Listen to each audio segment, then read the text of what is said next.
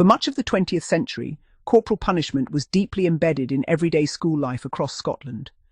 The instrument most closely associated with Scottish education was the Tawse, commonly known simply as the belt, a heavy strip of leather designed specifically for administering punishment. Unlike many other countries where different forms of corporal punishment existed side by side, the Tawse became the universal disciplinary tool in Scottish schools, used across a wide range of offences and educational settings. Contemporary accounts from former pupils and teachers alike suggest that the Tawse was not an exceptional punishment reserved for the most serious acts of misconduct. Instead, it formed part of the daily rhythm of school life. In many schools, beltings occurred every day, and it was by no means unusual for a pupil to receive more than one punishment during the course of a single school day. One reason for the apparent frequency of corporal punishment in Scotland is difficult to establish with certainty. Unlike some education authorities elsewhere, many Scottish schools were under no consistent obligation to maintain detailed records of every punishment administered. The absence of comprehensive documentation makes precise comparisons impossible. Whether Scottish schools genuinely punished more frequently than their English counterparts, or whether differences in record-keeping have distorted the historical picture, remains open to debate. Nevertheless, surviving evidence, together with the recollections of thousands of former pupils, strongly suggests that the Tawse was employed far more regularly than the English cane. Different systems of discipline. Part of the explanation lies in the fundamentally different disciplinary systems that evolved north and south of the border. In England, schools often operated a two-tier approach to corporal punishment.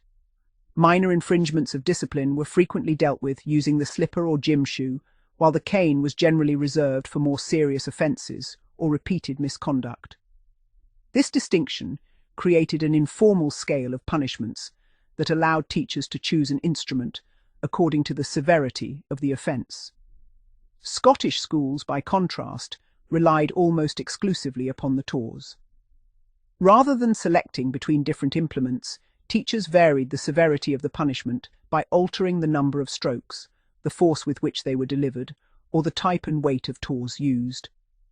A relatively light application might be given for talking in class or failing to complete homework, whereas repeated or more forceful strokes could accompany acts regarded as defiance, fighting, dishonesty, or persistent indiscipline. The result was a system in which one implement served every disciplinary purpose, from minor classroom disruptions to the most serious breaches of school rules. Measuring the extent of corporal punishment. Because routine punishment records were rarely preserved, historians have relatively little statistical evidence showing just how frequently the Tawse was used.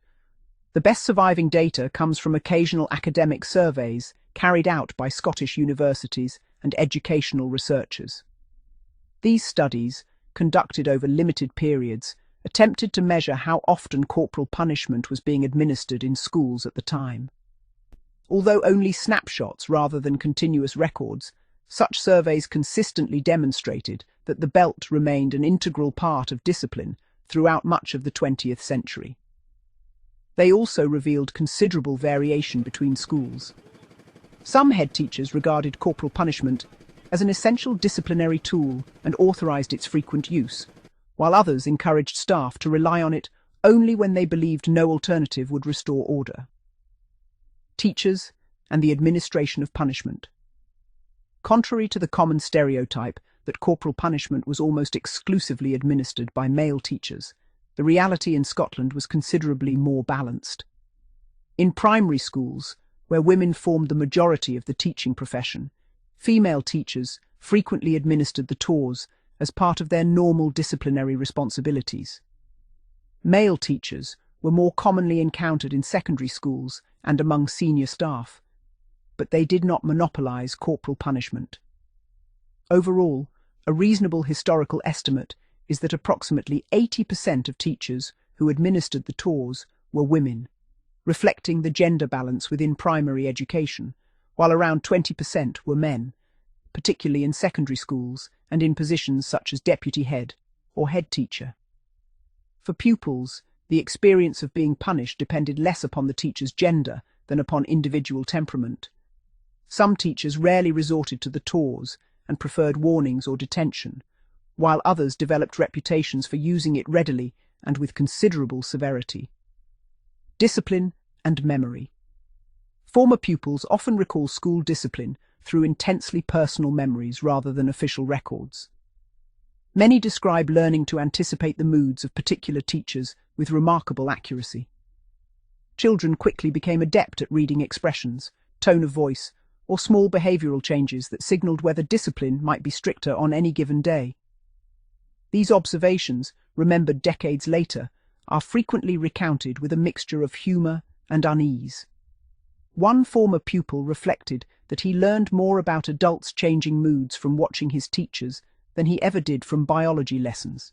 The changing expressions of those responsible for discipline became as familiar as the changing phases of the moon, and pupils often adjusted their own behavior accordingly.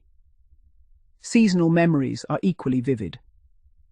For many children, the school year was measured not by calendars, but by nature itself.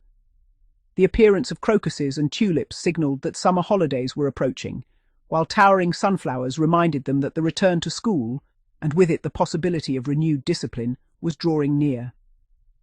Sunrise, sunset, and the evening streetlights became markers that divided periods of freedom from the structured routines of school life. Humor as a way of remembering. Recollections of corporal punishment are often accompanied by humor, sometimes dark and self-deprecating. Many former pupils used jokes to soften memories that were unpleasant or intimidating at the time. Some laugh that seeking professional help later in life merely resulted in being told they were overthinking childhood experiences. Others joke that the people best suited to collecting unpaid debts were those who had once terrified schoolchildren. Such remarks are less intended as literal criticism than as examples of the wry humor with which many adults revisit difficult memories from their school days. An interesting statistical aside. An amusing comparison sometimes made when discussing school punishments involves the well-known birthday paradox. At first glance, it seems unlikely that two people in a small group would share the same birthday, yet mathematics shows otherwise.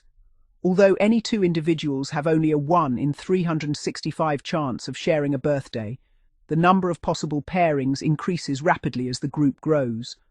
With 23 people, there are enough possible combinations that the probability of two sharing a birthday exceeds 50%. The same principle illustrates how apparently unusual patterns can emerge naturally when many events occur over long periods. Clusters of punishments on particular dates, for example, may simply reflect statistical chance rather than any hidden cause.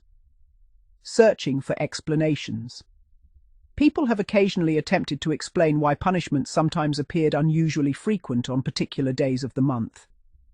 One tongue-in-cheek suggestion has been that teachers may have been in especially good spirits after payday, perhaps having enjoyed an evening out beforehand, making them either more relaxed or, conversely, more inclined to deal firmly with classroom misbehavior. There is, however, no evidence to support such theories, and they remain part of the folklore surrounding school discipline, rather than serious historical explanation. In reality, fluctuations in punishment were probably influenced far more by factors such as examination periods, seasonal behavior, staffing levels, or simple coincidence. Names and coincidences. Schoolchildren have always delighted in finding amusing coincidences. Some pupils wondered whether anyone named Cain had ever become a famous headmaster, simply because the surname seemed so appropriate for someone associated with school discipline. Similar jokes arose whenever public figures happened to bear names such as Slipper or Belt. Such observations reveal the playful curiosity of children, who often found humour even within institutions that they otherwise regarded with apprehension. Catholic schools and discipline corporal punishment was by no means confined to state schools. Many Catholic schools also maintained strict disciplinary traditions throughout much of the 20th century. Former pupils frequently recall colourful personalities among the religious sisters who taught them. Memories of stern discipline, sharp wit, and uncompromising classroom control have become a familiar feature of autobiographical accounts.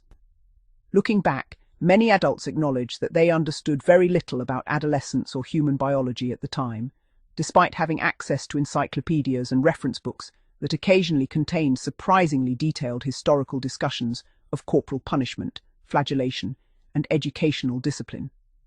School libraries sometimes restricted access to older historical works dealing with such subjects.